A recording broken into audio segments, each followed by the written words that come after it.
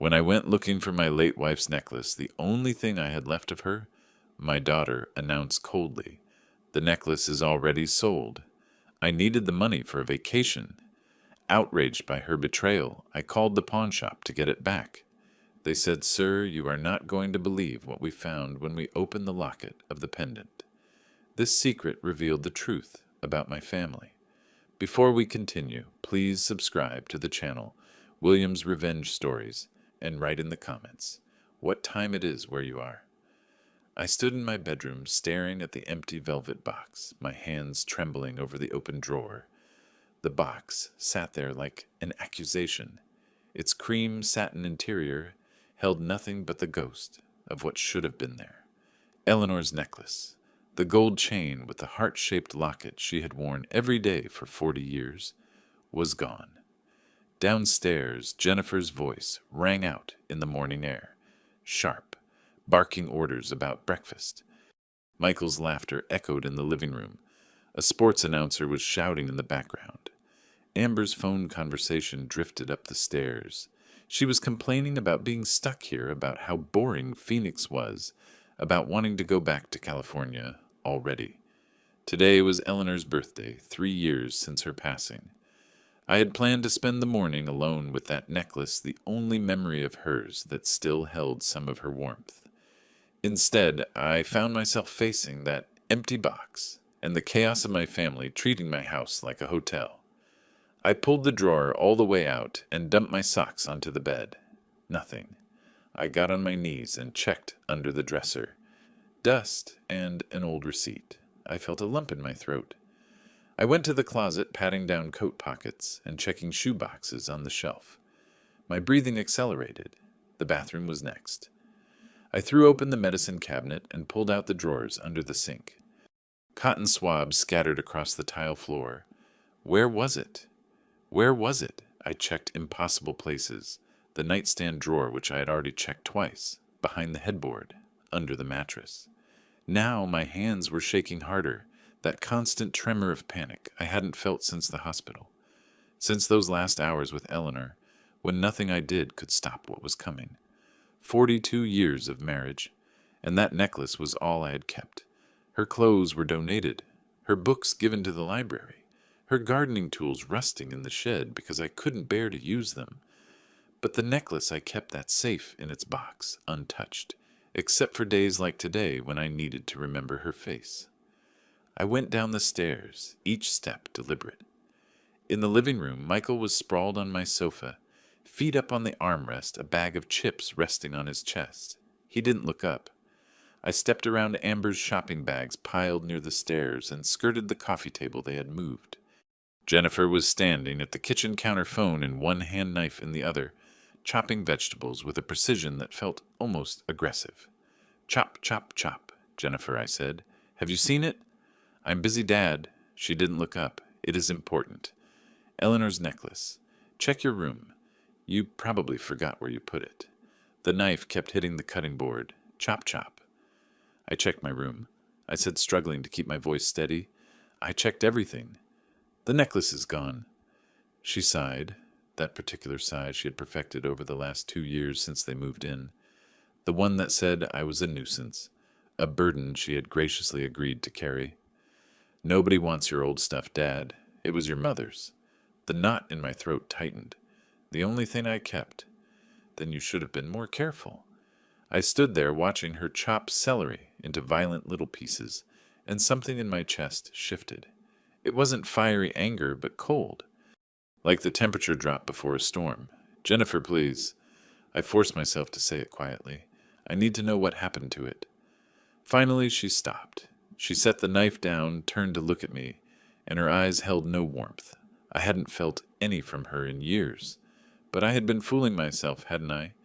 Telling myself she was still my daughter. Eleanor's daughter, the little girl who used to bring us dandelions from the garden. "Fine," she said. "I sold it. At a pawn shop out in the desert." At first the words made no sense. I sold it. My daughter sold Eleanor's necklace. What we needed $800 for Hawaii. You said no when I asked, so I found another way. Her voice held no apology, no acknowledgement of wrongdoing. She picked up the knife again and continued chopping. From the living room, Michael's voice floated, in lazy and satisfied. He was just sitting there, Wilbur. Eleanor is gone. The dead do not need jewelry. He didn't even sit up to say it. He kept his eyes on the TV, scratched his stomach, and grabbed another handful of chips. The casualness with which he said it made it worse than if he had been angry or confrontational. It was obvious to him. Of course they sold it. Why wouldn't they? On the stairs, Amber laughed, that empty, bright laugh of someone who finds genuine pain funny. Grandpa, you are overreacting. It is just a necklace. Mom got us an amazing vacation. I looked at her. I stared at her. 23 years old, Eleanor's granddaughter, and she had the same empty look as her mother. When had that happened? Or had I just refused to see it? Your grandmother wore it every day for 40 years, I said quietly. Amber shrugged, looking away, and went back to her phone call. Well, now someone else gets a turn. The circle of life, or whatever. I stood in the kitchen. Of the house Eleanor and I had bought in 1985. The house we had filled with 42 years of memories. And I looked at these three people. My daughter, her husband, her daughter. They looked back at me with the expression of people waiting for an inconvenience to go away on its own.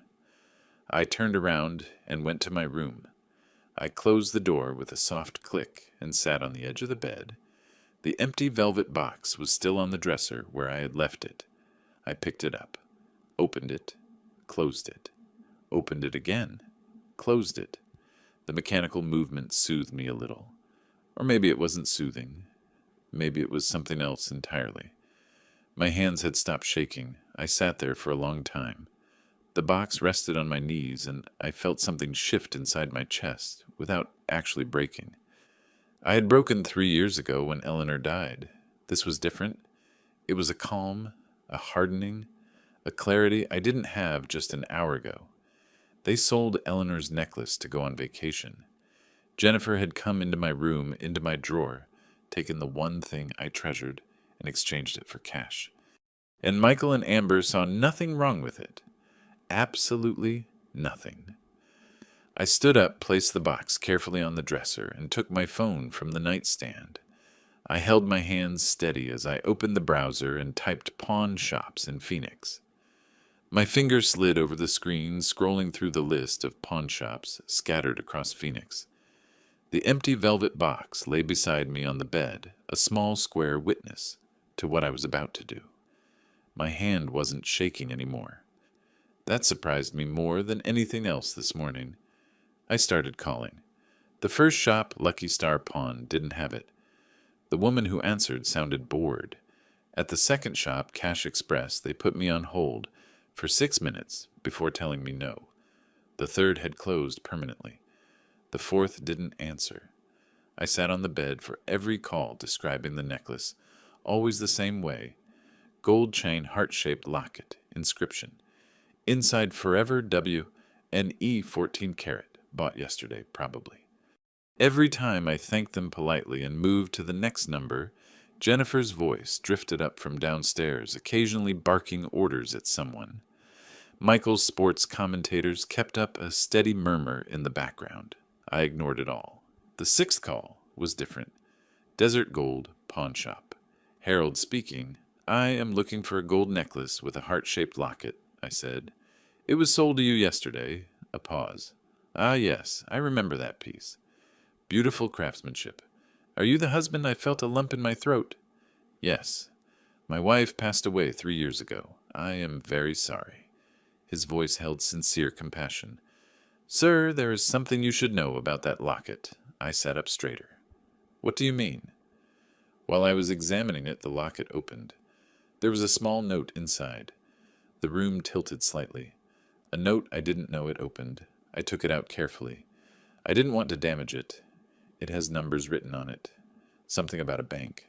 40 years. 40 years of marriage, and I never knew that latch opened. Eleanor wore it against her skin every day, and it never occurred to me to look for a clasp. I never tried to open it. Did you tell the woman who sold it? I asked. She was already gone. Honestly, I am not sure she knew the locket opened. She seemed in a rush. Of course she was. Jennifer was scrambling to turn my wife's jewelry into vacation money. She probably hadn't even looked at it properly, just saw gold and dollar signs. I have to get it back, I said. How much I gave her? 800. Fair value is around 1200. It is 14-karat gold, and the craftsmanship is exceptional. I will pay you the 1200. Can I pick it up today? Come by before 6. I will hold it for you. And sir, he paused, I won't resell it to anyone else. It is yours. I thanked him, wrote down the address, and stared at the phone for a moment. Eleanor had hidden something in that locket, a note with bank information. What else had she hidden from me? I stood up, put my wallet and keys in my pocket, and went downstairs. The family didn't even look up as I passed through the living room. Michael was still on the sofa. Amber was hunched over her phone on the love seat. Jennifer was somewhere in the back of the house. I walked out the front door into the November sun. The drive downtown took 30 minutes. I programmed the address into my phone's GPS and followed the calm voice through familiar streets that magically became strange. Strip malls, mechanics, and the occasional palm tree. Phoenix sprawling flat and beige in all directions. Desert gold. The pawn shop occupied a corner unit between a nail salon and a tax prep office. The windows had bars, but they were clean bars. A neat sign. I parked in front and sat for a moment, hands on the wheel, bracing myself. Inside the shop smelled of old leather and metal polish. The walls were covered in glass cases filled with jewelry watches and cameras. A slight man about 50 stood behind the counter. He had neatly trimmed gray hair and reading glasses on his nose. "Mr. Davis?" he asked. "That is me, Harold Chen." He extended a hand, and I shook it. "Let me get your necklace." He disappeared into a back room and returned with a small package wrapped in soft cloth. He unrolled it carefully on the counter, and there it was, Eleanor's necklace. The gold gleamed under the fluorescent light, just as I remembered it, shining on her collarbone every morning for 40 years. The young woman who sold it to me, Harold said quietly, was about 40, and seemed in a hurry. She didn't want to negotiate. I gave her 800 because it seemed fair for the weight, but I knew right away it was worth more. He paused. "Is she your daughter?" I didn't answer. I just took out my wallet and counted out $1,200 in bills. Harold had already prepared the paperwork. He slid a small envelope across the counter. The note, he said, "I kept it safe in here." "Thank you," I managed to say. "Take care of it this time," he said kindly. I drove 3 blocks before I had to pull over. My hands were shaking again, emotion washing over me now that the task was done, and I was alone. I parked in a strip mall lot, with the truck facing the afternoon sun pouring through the windshield. The necklace felt heavier than I remembered. I held it up to the light, turning it slowly, looking for the clasp Harold had mentioned. There it was. So small I had never seen it. A tiny indentation on the side of the heart. I pressed it with my thumbnail. The locket popped open. Inside, coiled with incredible tightness, was a scrap of paper no bigger than my pinky nail. I pried it out with my fingernails and unrolled it carefully against my thigh. Eleanor's handwriting. Microscopic, but unmistakable. Bank of Arizona. Box 4782. I sat in my truck staring at those words until the sun shifted and the glare on the windshield became unbearable. Eleanor had a safe deposit box at the Bank of Arizona, number 4782, and she had never told me. The next day I drove back home, parked in the driveway, walked past my family, who were still in their same spots, as if they were part of the furniture, and went to my room. I stood by the window, watching the sun set on the horizon, clutching the necklace in one hand and the note in the other. What had Eleanor hidden from me? Why I didn't sleep that night. I lay in bed, turning the questions over the necklace on my chest, where Eleanor used to wear it, feeling the slight weight of the gold, wondering what other secrets she had kept. Morning came slowly. I showered, dressed in my best khaki pants and a button-down shirt, and drove to the main branch of the Bank of Arizona on Washington Street. The 10-story building was glass and steel and imposing. I pushed through the revolving door into a marble lobby where hushed conversations and clicking heels echoed. A young woman at the information desk looked up with a professional smile. Her name tag read, Lisa. "I need to access a safe deposit box," I said. "Of course. Do you have the box number and your identification?" I showed her Eleanor's death certificate. I had brought it sensing I would need it, and my driver's license. Lisa examined them carefully. "I need to see your ID and your wife's death certificate. You are listed as the widower." "Yes. Married 42 years." She typed information into her computer, nodding. "The box was last opened in 2019, 6 years ago. No activity since then. Eleanor was diagnosed in early 2022. She had prepared this 3 years before she got sick, before either of us knew what was coming. My wife passed away in 2022, I said. She must have planned everything in advance." Lisa's professional expression softened slightly. "Take all the time you need in the private room, Mr. Davis. I will walk you through the process." She led me through a heavy door into a vault walls of metal drawers, each with 2 locks. Lisa used her key and the box number pull out a long metal container. She handed it to me. It was heavier than I expected. She led me to a small windowless room with a table and chair. "I will be right outside when you are done," she said softly and closed the door. I sat alone with the metal box on the table in front of me, unable to open it. I rested my hands on either side, feeling the cold metal, and thought of Eleanor 6 years ago, walking into this same room, putting something in the box, and locking it without telling me anything. Finally, I lifted the lid. Stacks of bills. $100 bills in envelopes bound with rubber bands. I counted quickly. At least $20,000, maybe more. And underneath a sealed envelope with my name written in Eleanor's careful script. Wilbur. I took the letter, pressed it to my chest with my eyes closed.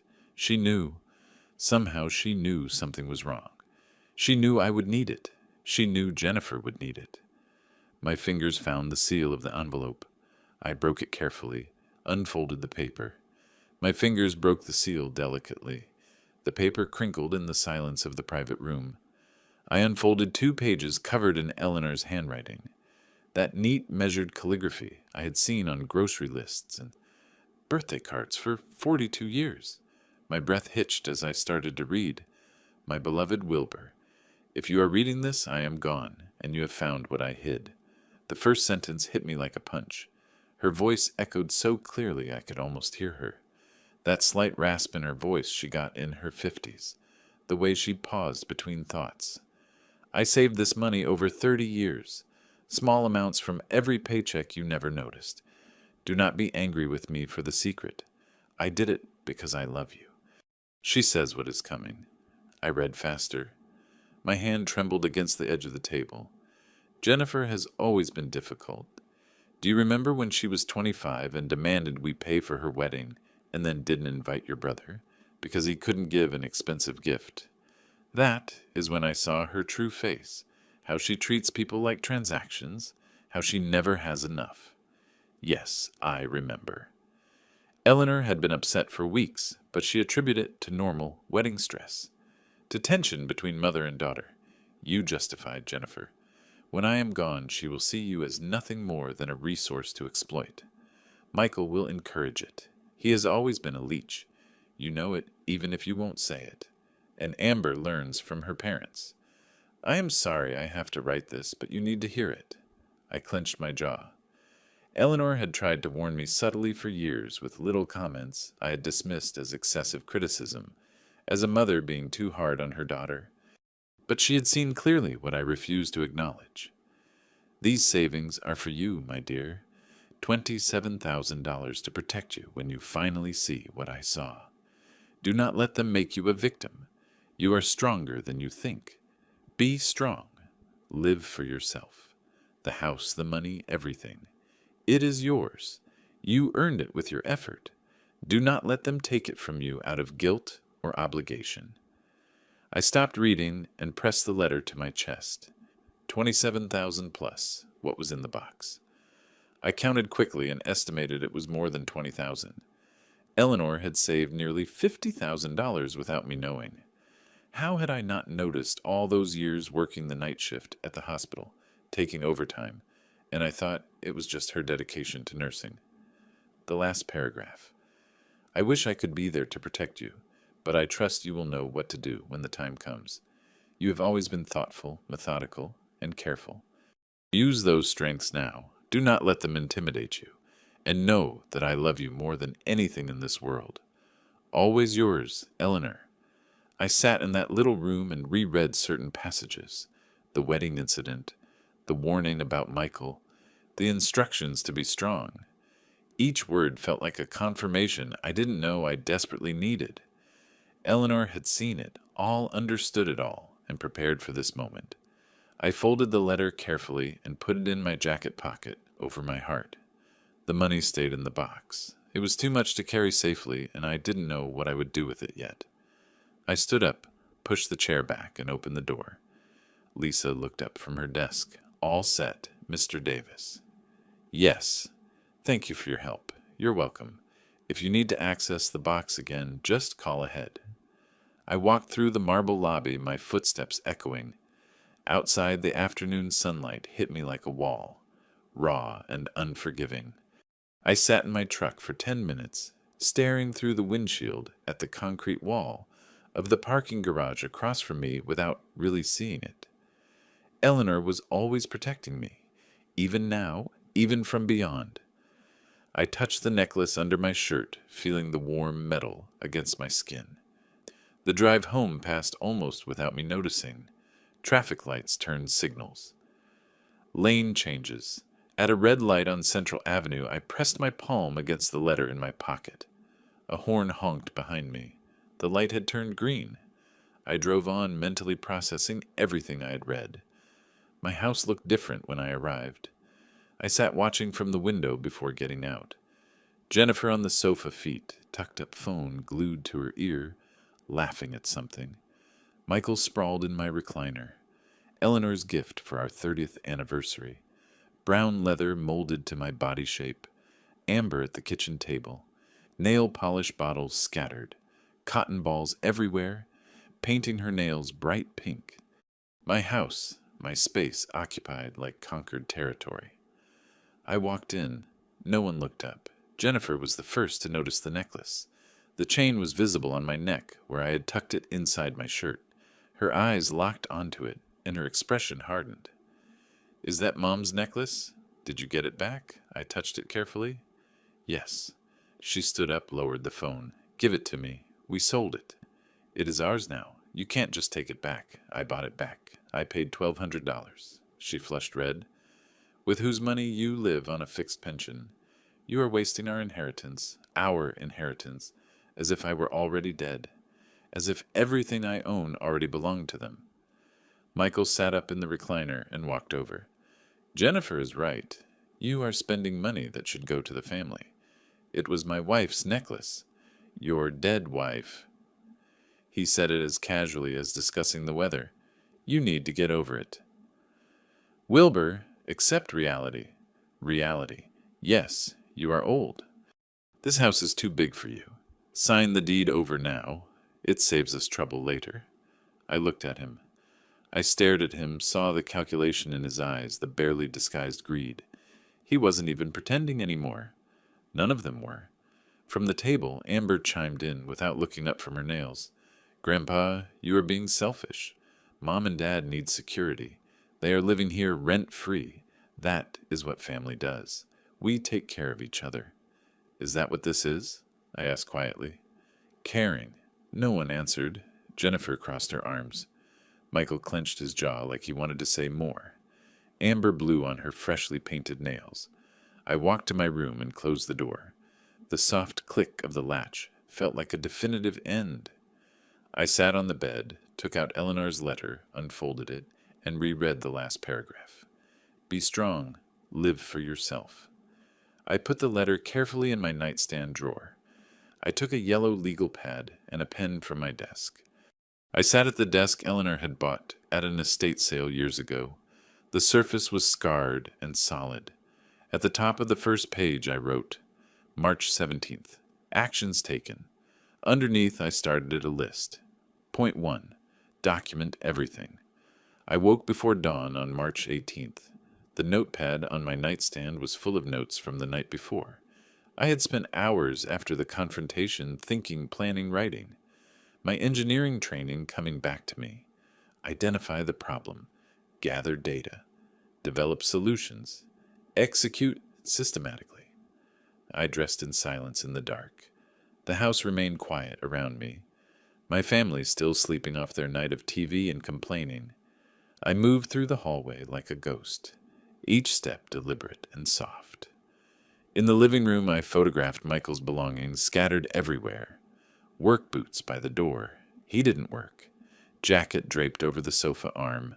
Remotes, chip bags, beer cans on the side table. My coffee table pushed almost 3 feet to fit everything. The bathroom next. Amber's makeup covered every inch of the counter. Bottles of foundation, lipsticks, eyeshadow palettes, brushes, and cups. I photographed it all. The guest room Eleanor used for her crafts now served as Jennifer's walk-in closet. I opened the door. Racks of clothes and shoes lined the wall. I took photos of that too. In the kitchen, I opened the refrigerator. Everything I had bought was there. I pulled the receipt from my wallet. $243 from 3 days ago. I took photos of the food and then the receipt next to it. The electric bill was on the counter. $287. My name at the top. 0 reimbursement. I photographed that too. Back in my room at 6:30, I transferred the photos to my laptop and created folders, organized by date and category. This would be my proof.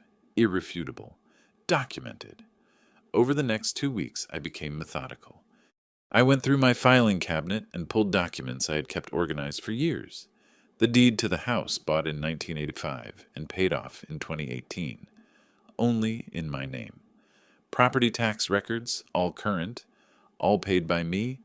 Utility bills for the last 3 years, all showing 0 contribution from Jennifer's family. On March 25th, when everyone was out, Jennifer at her part-time job at the dental office, Michael supposedly looking for work, and Amber meeting friends. I installed the camera. I researched Arizona law thoroughly. Only one person's consent is required to record. It is my house, and I have the right to protect it. I found a camera system online that disguised itself as a smoke detector. I ordered it with 2-day shipping. Installation took an hour. I watched a tutorial on my laptop twice, and then carefully removed the old smoke detector from the corner of the living room. The new unit looked identical, but contained a wide-angle camera lens, barely visible behind the white plastic panel. I installed it and tested the connection with my phone. Perfect view of the sofa, the kitchen entrance, almost the entire ground floor. I felt no remorse whatsoever. It was my house, my property. They had lost all expectation of privacy the moment they started plotting how to take everything from me. The recordings soon proved valuable. By March 29th, I had hours of footage. That night I sat at my desk in my room door, locked and laptop open, watching the recordings. Jennifer's voice was clear. I can't believe he spent $1,200 on that necklace. It is our money, Michael said from the sofa. He is being selfish. Old people get like that. When this house is ours, the first thing I will do is remodel. This place is stuck in 1985. Maybe we won't have to wait long. How old is he? 67. How many years does he have left? Really, I saved the video and labeled it carefully. Evidence 329. Discussion on inheritance. MP4. Another video from April 1st shows Amber on the phone with a friend sitting on the stairs. My grandpa is such a drag. He got weird because my mom sold an old necklace? The friend says quietly. Why did she sell it? Amber asks.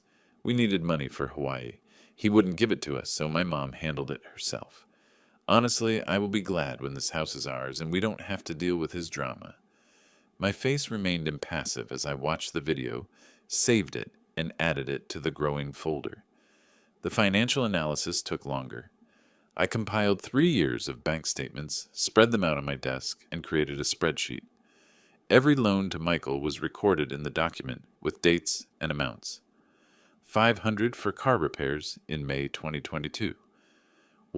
200 for a dental emergency in August 2022. 2,000 for an investment opportunity in November 2022. And so on. Month after month, I added formulas. Watch the total climb. When I finished, the figure at the bottom was $1,800. The actual repayment column contained only zeros. I printed the spreadsheet, added it to my evidence binder, and found Jennifer's credit card statements mixed in with my mail. She had been using my address without permission. The Hawaii trip was clearly detailed. For $200, including flights, hotel excursions, plus the $800 from the sale of Eleanor's necklace. By early April, my binder was bursting with documentation, photographs, videos, financial records, property documents, all organized with tabs and labels. One afternoon, I was sitting at my desk, the binder open before me, and I knew it was time. I picked up my phone and searched for elder law attorneys in Phoenix. Patricia Morrison's firm appeared third in the results. Protection of seniors' rights. Experienced elder law attorney. I called the next morning. Her receptionist gave me an appointment for April 3rd at 2 p.m. The downtown office building rose 12 stories, its glass and steel structure reflecting the desert sky. I parked in the garage, took the elevator to the 3rd floor, and saw Patricia Morrison's name on a glass door.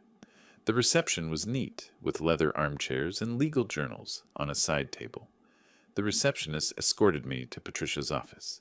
She stood to greet me, a woman in her 50s with graying hair, dark hair pulled back, business suit, reading glasses hanging around her neck on a chain. She shook my hand firmly and motioned to a chair opposite her tidy desk. "Mr. Davis, tell me what is going on." I placed my evidence binder on her desk. "My daughter and her family have been living in my house for 3 years. They pay no rent and do not contribute to expenses. They have been financially exploiting me and are waiting for me to die to take everything." Patricia's expression didn't change. She opened the binder, began reviewing the documents, took notes on her pad, and asked questions with precision and efficiency. "Do they pay anything for household expenses?" "No." "Have you asked them to leave?" "Not formally." "Good.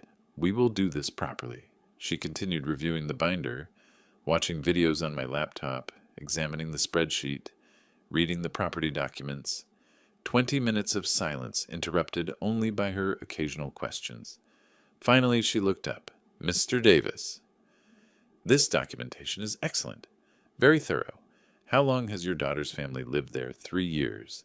"Since my wife passed away. And they have never paid rent, utilities, or contributed to household expenses?" "Not a dollar. Jennifer says family doesn't charge family." Patricia nodded and wrote. "Did you invite them to live there permanently, or was it temporary? Just until they found a place." "That was 3 years ago." She set down her pen and folded her hands. "Under Arizona law, they are tenants at will. Rental terms can be established at any time, and if they refuse to pay, then we have grounds for eviction. But we follow the legal procedure to the letter. Everything is documented, everything is legal. How long does an eviction take? If they contest it, maybe 3 months. But with the evidence of their behavior, the thoroughly documented financial exploitation, I don't think it will take that long. Most leave when they realize you are serious." I touched the necklace under my shirt. Eleanor's presence continues to guide me, continue to protect me. My retainer is $3,000. Patricia said that includes filing the initial paperwork, drafting the lease, and the first phase of the eviction process, if necessary. That sounds fair. She watched me for a moment. "Are you sure you want to do this? They are your family. My wife warned me this would happen. I should have listened to her sooner." Patricia pulled a legal services agreement from her drawer and placed it in front of me with a pen. "Let's get to work," she said. I signed with a steady hand, stamping my signature on the last line, and pushed the document back across her desk. She took it, filed it in a folder with precise professional movements. I will have the lease drafted by next week. We will serve it with full formality and see how they react. I stood up and shook her hand again. Thank you. Do not thank me yet. This is just the beginning. I walked out of her office into the hallway. The door closed behind me with a soft click that made me feel like something was ending and something else was beginning. The war had officially begun. 1 week after signing Patricia's legal services agreement, I sat at my desk reviewing the lease she had emailed me. 3 pages of professional formatting, full of legal language. I read every clause twice, and then a third time. Rent, $1,500 a month. Payable on the first day of each month. Payment of 50% of utility costs. Respectful behavior toward the landlord and peaceful enjoyment of the property. 30 days notice required if the tenant violates established terms. The market price for a similar space in Phoenix was around $2,200. Patricia had explained the strategy, set reasonable terms so no judge could consider them punitive. It wasn't about taking advantage of Jennifer. It was about establishing my rights as owner and their status as tenants. I touched the necklace under my shirt. Eleanor would approve of this methodical approach. I clicked reply. Typed. Perfect. Let's proceed. I hit send without hesitation. Patricia handled the official notification. On April 10th at 2 p.m., a woman arrived at my door with a leather portfolio. Dressed professionally, completely formal. Deborah Keene, notary public. Jennifer appeared behind me. Who is it? I stepped aside to let Deborah in. She walked to the dining table, opened her portfolio, took out the lease and her notary seal. Jennifer hovered nearby, wearing a suspicious expression. Ms. Thompson, I'm here to deliver the lease agreement for this property. Deborah's voice had a formal tone. Please read it and sign the acknowledgement of receipt. Jennifer took the document. Her eyes scanned the first page quickly. Her expression darkened with every line. $1,500 a month in utilities. This is crazy. The document details the conditions for continued residence here, Deborah said calmly. You don't have to agree, just acknowledge receipt. I'm not signing anything. Deborah noted something on her form. Service is considered complete, regardless. You have 30 days to respond. Jennifer spun around to face me. What is this a joke? It is a lease required by law. We are your family. This house belongs to us. This house belongs to me. The deed is in my name. You are tenants. Tenants, tenants. The nerve. Michael came out of the living room, snatched the contract from Jennifer's shaking hands, read it quickly, his face flushing red. You aren't thinking clearly, Wilbur. Maybe you need a doctor to evaluate your mental state. I am fine mentally. We will see what the judge says. Competency hearing. We will get guardianship. You can try if you want. He stepped closer, using his height. You have no idea what you are starting, old man. Deborah gathered her things efficiently, clearly used to hostile situations. She left without another word. The door closed behind her with a sharp click. The terms are reasonable, I said into the silence. Rent below market price in this neighborhood. We are not paying you rent, Jennifer said, her voice cracking. Then you have to leave. Michael clenched his jaw. We are not going anywhere. You have 30 days. After that, the decision will no longer be yours. I walked to my room, closed the door, sat on the bed for a moment, and took a deep breath. Through the walls, Jennifer's voice rose in fury. Michael's deep, low voice responded. Amber's higher pitch joined the chorus. I had other steps to take. Getting to the downtown bank took 30 minutes. I parked in their garage, took the elevator up, and asked to speak to the manager. Marcus, about 30, with a professional bearing, led me to his office. How can I help you today, sir, Mr. Davis? I slid Jennifer's old signature card across his desk. I need her access to my accounts removed. Marcus typed on his computer. He frowned. She hasn't accessed the account recently, but there was an attempt last week, April 3rd. We denied it because she didn't have valid ID, but she claimed to be acting on your behalf. I clenched my jaw. April 3rd, the same day I met with Patricia. Jennifer had tried to empty my accounts while I was seeking legal representation. Remove her completely. New passwords, new security questions. I will also flag the account for fraud attempts. Marcus took notes. Do you want a record of the access attempt? Yes. Print the security log. He did. I added it to my growing evidence binder. The next morning, I met with Andrew Morrison, an estate specialist Patricia had recommended. His office was on the second floor of a quiet building near Camelback Mountain. Andrew reviewed my will, which included everything going to Jennifer, drafted 5 years ago, and pushed it aside, pulling out new documents. Are you sure about these changes? Completely sure. On every page, I initialed on behalf of 3 beneficiaries: the Phoenix Coalition for the Homeless, the Memory Research Foundation, and the Arizona Elder Rights Advocacy Center. Organizations that actually did good in the world. Jennifer would get nothing. Andrew witnessed my signature stamped, his notary seal, sealed the document in an envelope, and handed me a copy. Effective immediately, Mr. Davis. Thank you. Back home, I avoided the living room where my family was gathering and heard Jennifer on the phone. I know Mom's lawyer could help. I didn't know the lawyer for Eleanor's family, but I doubted he would side with Jennifer once he understood the situation. Over the next few days, I documented everything. Michael blocked my path accidentally in the hallways. Jennifer went through my mail, and I found several letters opened and folded hidden in the kitchen drawer under the dish towels, including the letter from Patricia with detailed legal strategy, federal crime, mail tampering.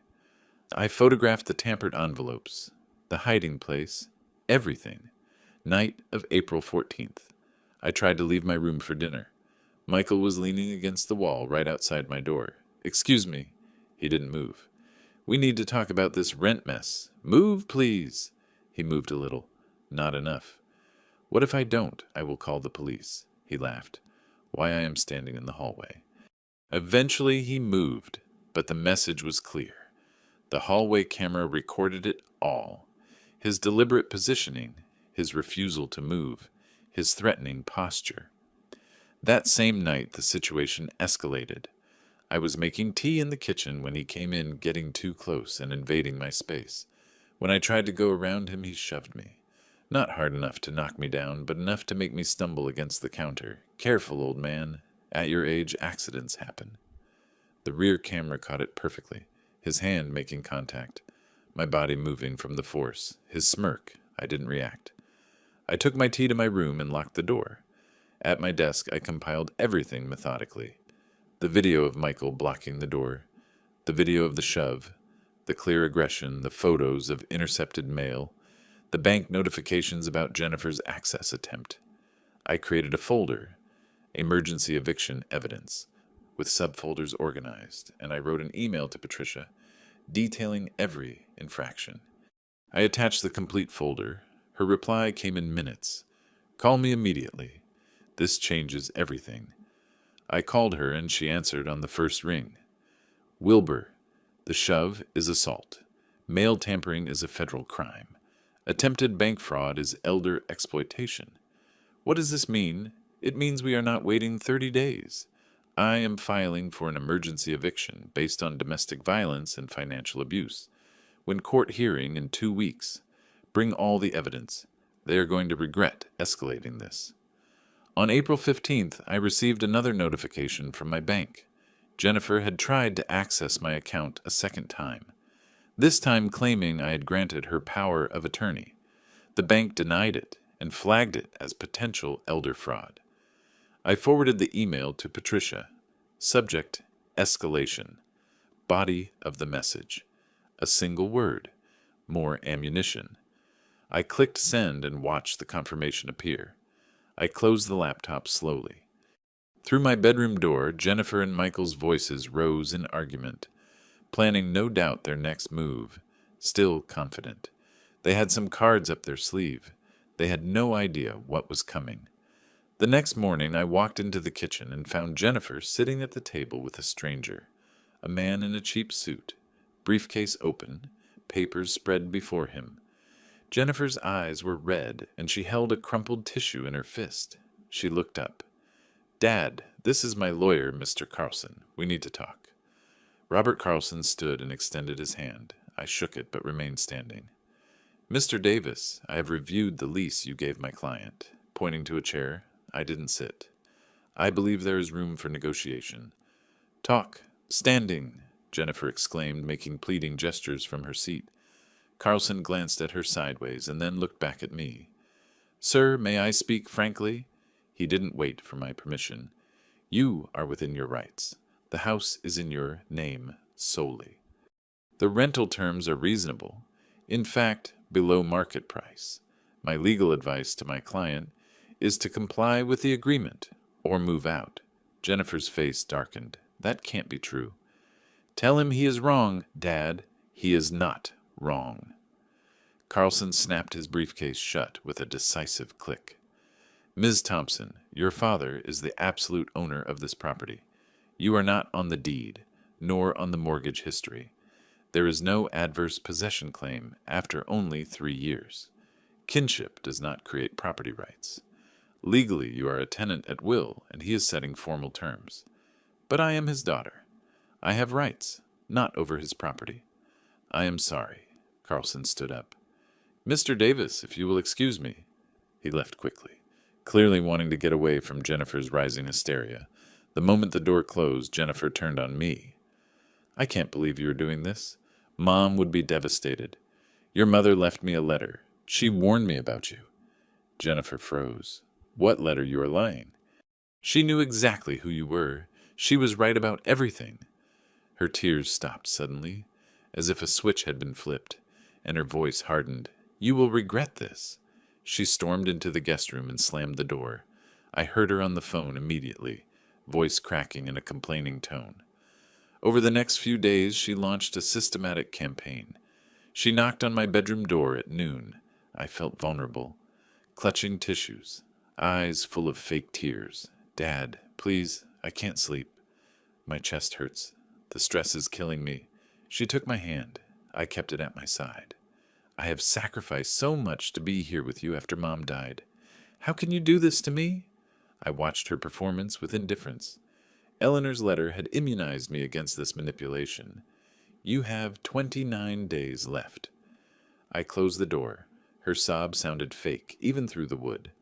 Michael's approach was different, more direct, more physical. I tried to leave my room the next morning. He was in the hallway, leaning against the wall, right in front of my door, not blocking it completely, but close enough that I had to squeeze past him. Excuse me. He didn't move. We need to talk about this rent mess. Move, please. He shifted his position, not enough to let me pass. What if I don't? I will call the police. Why, I'm in the middle of the hallway. His smile lacked warmth, waiting to use the bathroom.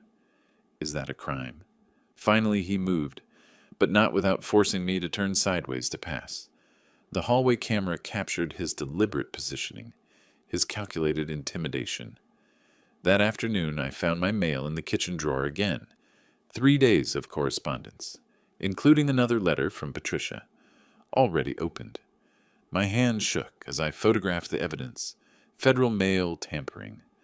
I sent the photos to Patricia immediately. The social pressure came from Amber. She had been posting regularly since the lease was served, creating a victim narrative for her followers. My neighbor, Mr. Chen, approached me at the mailbox. Wilbur, I saw some posts online. Your granddaughter asked. Is everything okay? Everything is fine, Tom. She made it sound like you were having some kind of episode. Memory problems, maybe. I am setting rental terms for my property. That is all. His expression showed he didn't quite believe me. Sure. Well, if you need anything. He walked away quickly, leaving me alone with my mail. Across the street, Mrs. Patterson saw me, turned, and went inside without her usual wave.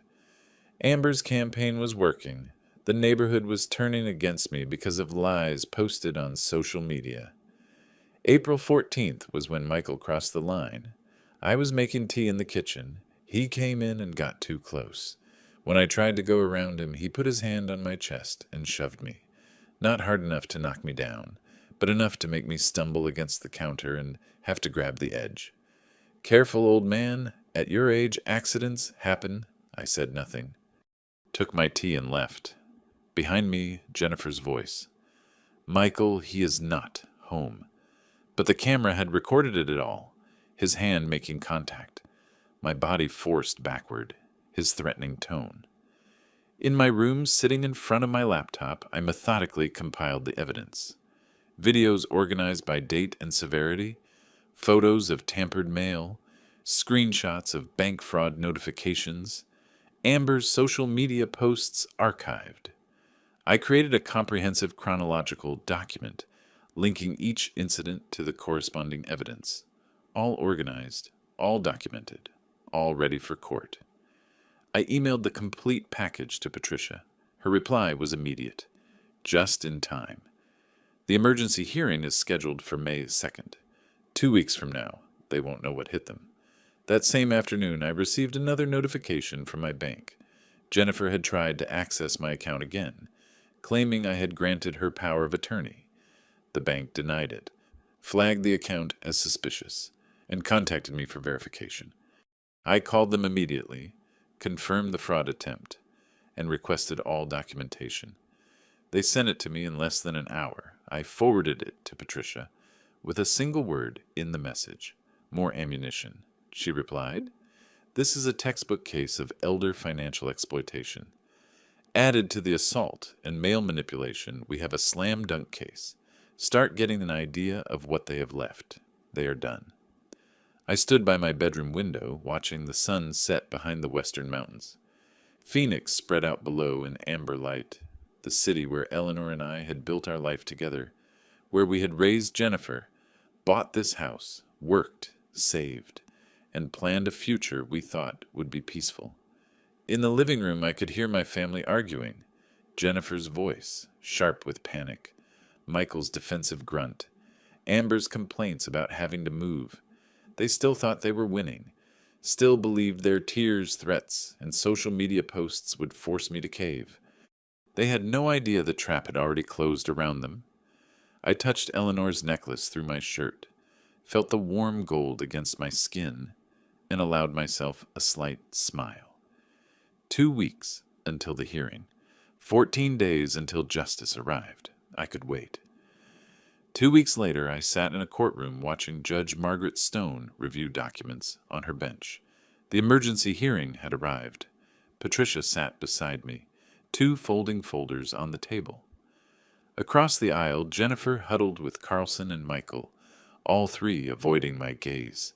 Judge Stone looked up, her steel gray hair framing piercing eyes that had undoubtedly seen through countless family disputes. I have reviewed the evidence presented by Ms. Morrison. The videos are particularly disturbing. Carlson stood up. Your Honor, this is a family dispute. Tempers are high. Mr. Carlson, assault is assault, regardless of kinship, and mail manipulation constitutes a federal crime. The judge's voice cut through his excuse. She issued a temporary restraining order. Mr. Thompson must maintain a minimum distance of 10 feet from Mr. Davis at all times within the shared residence. Any violation will result in immediate arrest.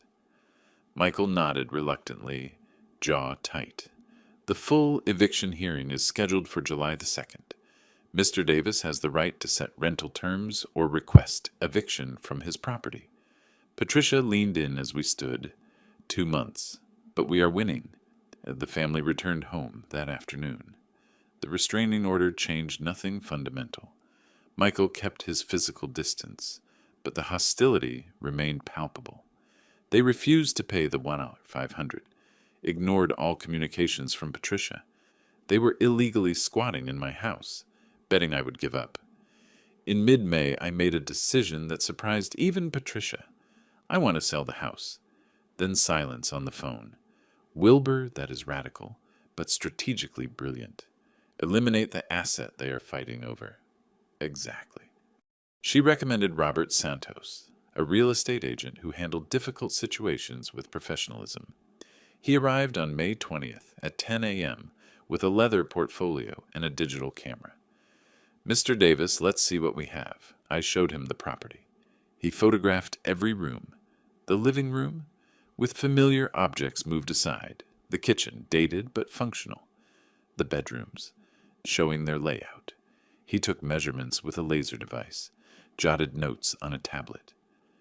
Jennifer watched from the hallway, arms crossed, suspicious but not yet comprehending. In the backyard, Robert was measuring the fence. Jennifer stormed out. "Who are you?" "What are you doing?" Robert maintained his composure. "I am a licensed real estate agent doing a property appraisal." She spun toward me in the yard, pale as snow. "Dad, what is going on? I am selling the house." "No, no, you can't." She advanced, then stopped, remembering the restraining order against Michael, calculating if it applied to her too. "This house is ours. I grew up here. It is my house. My name is on the deed. My decision." Robert finished measuring, thanked me quietly, and left Jennifer standing in the garden, wearing an expression of anguish. The next day, he called with his valuation. The property is in good condition, could use some cosmetic upgrades, but it can sell as is. I would list it for $385,000. You should get offers between $375 and $385 within 2 weeks. How fast can we move? List it tomorrow. With the Phoenix market, you will have offers by the weekend. Do it. A week later, Robert returned with a company truck and an assistant. They installed a large sign in the front yard, bright red and white, impossible to ignore. For sale, in big letters, with Robert's photo and phone number below. Jennifer watched from the living room window, face twisted in rage and disbelief. Within hours, the listing went live online. My phone buzzed with a notification. "Your property is now available on the MLS." I showed it to Patricia on a video call. She smiled. "Perfect." The first showing happened 3 days later. A young couple, Sarah and Marcus Chen, both in their 30s, walked in awkwardly. I had retreated to my room, but I could hear them moving through the house. Jennifer's family stayed where they were, staring at the intruders. Michael deliberately sprawled on the sofa, making us uncomfortable. The young woman's voice echoed down the hall. "Are the current occupants included?" Robert replied diplomatically. "The property will be vacant at closing." Despite the hostility, they were interested. Robert called me that same night. They are making an offer. $383,000. $2,000 under asking price, but they are pre-approved and want to close fast. Accept it. Are you sure you don't want a counter for full price? Speed matters more than $2,000. Accept it.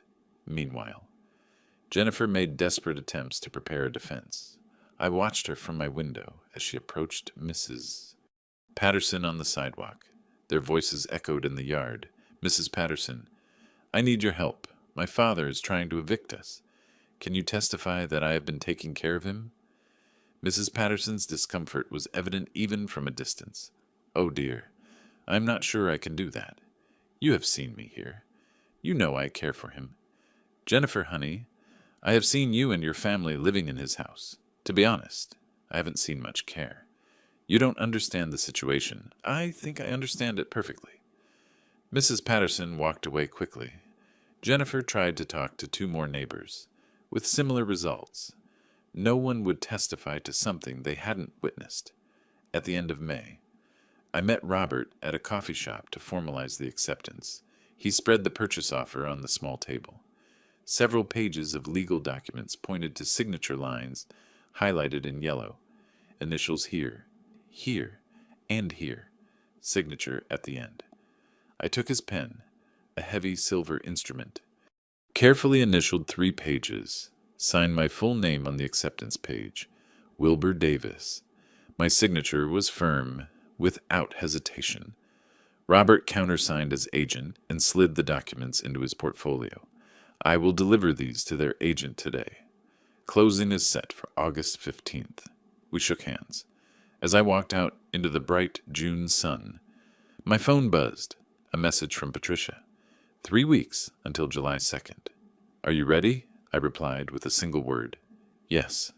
I woke before dawn on July 2nd, dressed in the dark suit I had worn to Eleanor's funeral 3 years earlier, adjusted my tie in the mirror and saw my face, older now, somehow harder. I touched the necklace under my shirt, felt the warm gold through the fabric. Today was the day. Patricia met me in the courthouse hallway at 9, wearing a sharp business suit, carrying the same accordion folders, now even thicker with evidence. "We have everything we need," she said. Video evidence, financial records, medical documentation. Witness statements from neighbors. Jennifer arrived moments later with Carlson, Michael, and Amber. We sat on opposite sides of the aisle. Without speaking, the silence was fitting. At 10, we entered the courtroom. Judge Stone sat at her bench, reviewed the documents briefly, and looked up. "Ms. Morrison, you may proceed." Patricia stood at the lectern. They had set up a screen for video presentation. She played the video of Michael shoving me against the counter. The judge leaned forward, watching intently. This was recorded on April 14th, the day before we filed for emergency relief. She moved to the financial spreadsheet. Documented loans totaling $18,500 over 3 years. Not a single dollar repaid. Then she presented my medical history. Blood pressure, 152/95. Documented symptoms related to stress. Physician notes indicate patient reports, hostile home environment. Every detail built an irrefutable narrative. Carlson stood up when Patricia finished trying to humanize Jennifer. "Your Honor, my client has been living in her childhood home. There was an understanding," Judge Stone interrupted her. "Was there a written agreement stating this understanding?" "No, but verbal agreements regarding property occupancy must be formalized. Mr. Davis attempted to do just that with the lease agreement. Your client refused. She gestured for him to sit. I have heard enough." The room went silent. "I have reviewed all evidence presented. The financial exploitation is evident and documented. The video recordings show a pattern of intimidation and harassment." Judge Stone looked directly at Jennifer. "Ms. Thompson, you were offered reasonable rental terms. You refused. You were given several opportunities to vacate voluntarily. You refused." Jennifer gripped the edge of the table tightly. "I am granting the eviction. You have 30 days until August 1st. If you have not left by then, the sheriff will execute the order." Jennifer burst into tears. Michael stared straight ahead, stunned. Amber tried to reach for her phone before the bailiff cleared his throat with a significant look. Outside the courtroom, Jennifer approached me in the hallway, face red and mascara running. "Dad, please don't do this. We will change. We will pay rent. It is too late. Where are we supposed to go? That is no longer my problem. How can you be so cold? We are your family." I looked at her. I stared at her, seeing Eleanor's features in her face, but none of her warmth. "You had 3 years after your mother's death to behave like family. You chose to behave like parasites." She flinched as if I had slapped her. Patricia touched my arm. "Wilbur, we should go." The sale proceeded at its own pace. Mid-July, a home inspector checked it out, followed by Sarah and Marcus Chen. Jennifer's boxes were already stacked in corners, the reality of departure setting in. The inspector checked electrical panels, plumbing, and foundations. Water heater is old. Roof has about 5 years of life left. "Nothing major," Sarah asked me quietly. "Have you lived here long, 40 years? I built almost the entire deck myself." Marcus smiled. "It is a good house. Solid. Deserves a family that appreciates it." Sarah understood what I didn't want to say. "We will take good care of it. That is all I ask." On July 19th, one day before the deadline, a rental truck appeared in the driveway. I stayed in my room. Door closed, listening to the sounds of departure. Furniture dragging across the floor. Boxes falling with a crash. Jennifer's voice giving sharp orders. Amber complaining about having to carry heavy things. Neighbors watched from their yards, witnessing the family's exit. A knock on my door. I opened it. Jennifer stood there, exhausted, defeated, covered in sweat and dust. "Are you happy now? Did you get what you wanted? I didn't want this. You forced me. I will never forgive you. I don't need your forgiveness. I have Eleanor's approval. That is enough. Her face hardened. I hope you are satisfied. I am not satisfied. But I am free. She turned away. Minutes later, the truck engine roared. From my window, I watched it pull out of the driveway, taking my daughter away, perhaps for the last time. The house felt different immediately, lighter. The air circulated more freely. I walked through the empty rooms as the evening light filtered obliquely through the windows. Each step echoed in the living room. Deep scratches marked the hardwood floor where they had dragged the sofa. In the master bedroom, there was a fist-sized hole in the wall, Michael's anger leaving its mark. The kitchen counter was stained. A cabinet door hung crooked. I photographed it all with my phone, narrating quietly. July 19th, 6 p.m. Documenting condition after tenant departure. I had no intention of claiming damages from them. I had already won. But documentation felt necessary. The ultimate proof of who they really were. Standing in the center of the living room, holding my phone showing the trail of destruction, chipped walls, stained floors, broken fixtures. I felt no anger seeing those images. I felt confirmed. Eleanor was right about everything. Her letter had prepared me for this moment, for these people with familiar faces, but void of love, through the window. The for sale sign remained in the yard with a red sold rider. 4 weeks until signing. 4 weeks to leave this house forever. I touched the phone once more and then went to my room to start packing. The silence was extraordinary. After 3 years of chaos, voices, demands, and hostility, the silence felt like a gift. I was free. 3 days after my family left, I sat in front of my laptop in the empty house, searching real estate listings in Scottsdale. The silence echoed around me, footsteps, breathing, typing, all amplified by the absence, My packed boxes lined the walls, a lifetime compressed into cardboard. I had set specific search parameters, 2-bedroom apartment or condo, in a safe neighborhood, under 200,000, starting over at 67, completely on my own terms. The first property I saw didn't convince me. Too modern, all glass and steel, no warmth.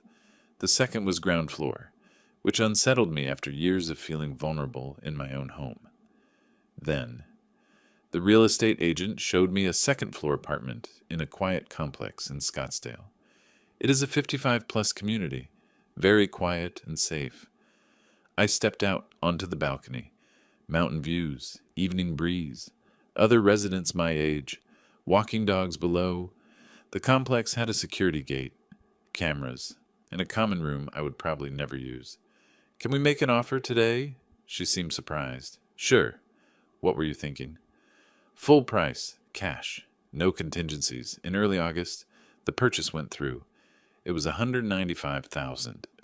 I used the money Eleanor had saved and part of the house sale. No mortgage. The freedom I felt was extraordinary. I spent a week transforming the second bedroom into a workshop. Power tools unpacked, still wrapped in factory plastic. I sold my old equipment years ago, when Jennifer's needs absorbed all my time and space. Now I installed a workbench, a pegboard for tools, and organized storage bins methodically. The table saw, when I tested it, felt deeply satisfying and familiar. I chose oak for my first lumber purchase, and started cutting pieces for a shadow box, for Eleanor's necklace. Sawdust filled the air. For the first time in years, I was creating something instead of managing other people's chaos. August 15th arrived, signing day. I met Sarah and Marcus Chen at the title company, a nondescript office, beige walls, a stack of documents. We sat across from each other at the conference table. The title officer explained every document. I signed page after page. My signature automatic, born of decades of engineering contracts. Sarah slid an envelope across the table. We wrote you a letter for later. I accepted it and put it in my jacket pocket. Marcus handed me a check for the balance. The real estate agent handed the house keys to the Chens. Sarah's eyes shone. Thank you for trusting us with your home. Make it yours now. That is what it needs. I walked out carrying only a box of photos and Eleanor's necklace. I didn't look back. I drove straight to my new apartment. I unpacked my few belongings. That night, I sat on my new sofa, in the quiet space that was only mine. I opened Sarah's envelope and read her letter. We want you to know we understand the sacrifice you made. We will fill it with love and joy. You gave us more than a house.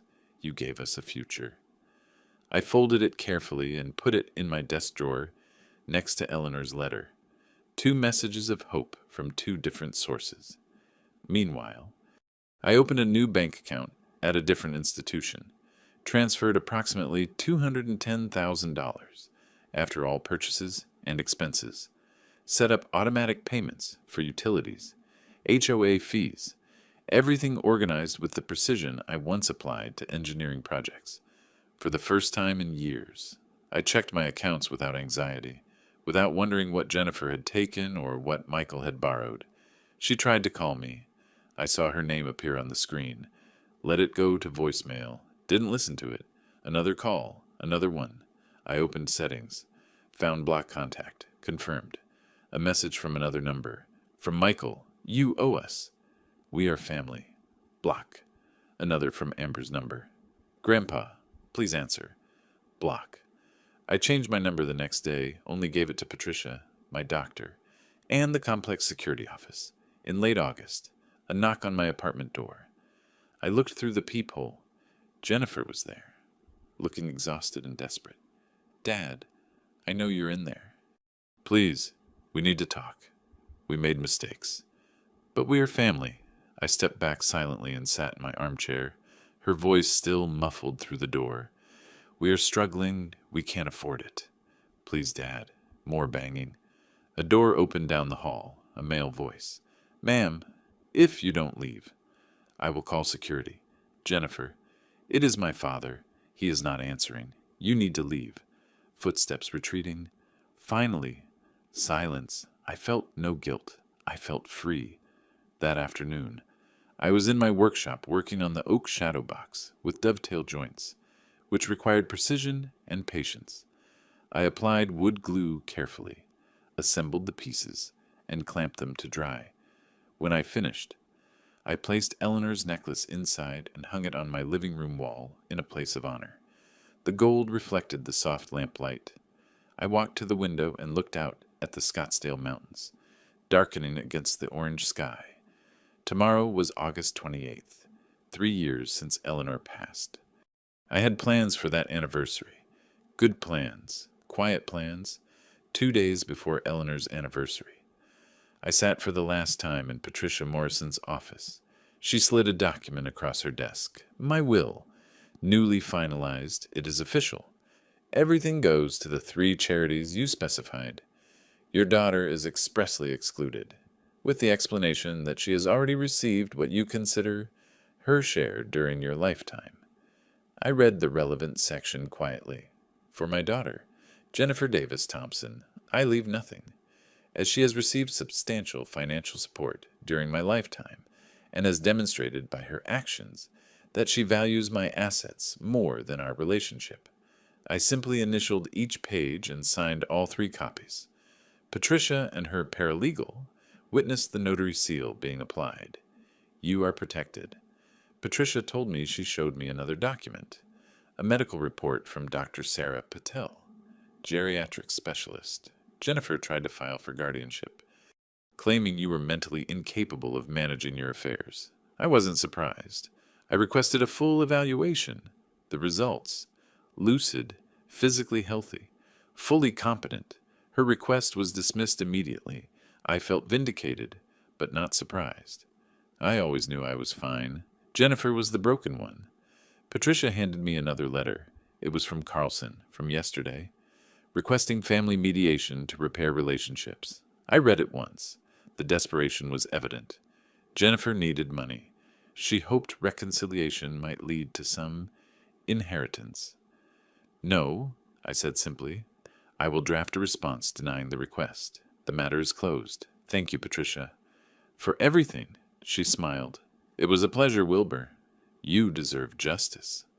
August 28th arrived, exactly 3 years after Eleanor's death. I woke before dawn in my new apartment, made coffee in my small kitchen.